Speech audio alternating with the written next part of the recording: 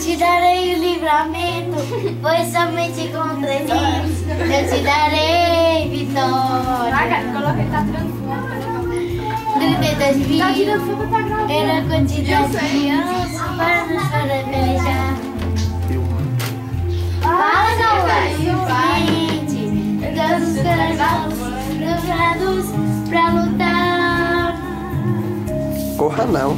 Porém, momentos que Deus resolve agir diferente.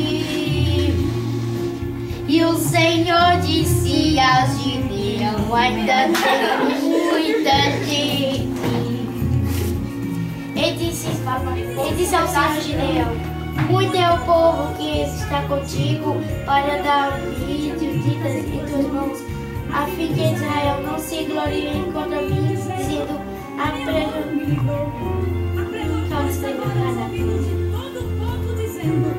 os covardes e medrosos voltem. Eu vou cantar ali hoje, se ele deixa. Então, o povo ouviu e começou a contar. 1, 2, voltaram 20 mil. Porém, há um momento que Deus quer agir diferente. E o Senhor disse a Gideão: ainda tem muita gente. Não diga isso não. E disse o Senhor Gideão: vai descer o povo aqui. Tá bom, E assim que aquele que eu disse, esse irá contigo, esse contigo irá. Porém, todos aqueles que eu disser, esse não irá contigo, esse não irá. Cantora Tailândia. E Gideão ordenou descer as águas, e de longe começou a entender que havia um segredo de Deus na forma que o povo agora ia beber. Se a água com a mão irá, porém que não, esse voltaria. E o segredo de Jeová naquele momento,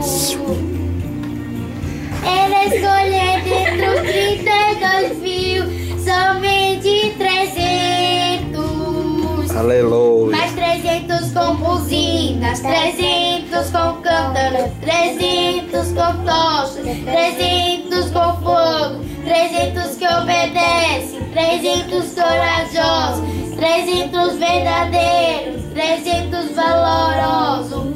Porque Deus, quando entra na guerra, é dele o comando, é dele a estratégia. Manda quebrar o cântaro e toque as buzinas. Não tente entender o trabalho de Deus e o resultado é vitória, vitória, vitória, vitória, vitória, vitória, vitória, vitória, vitória.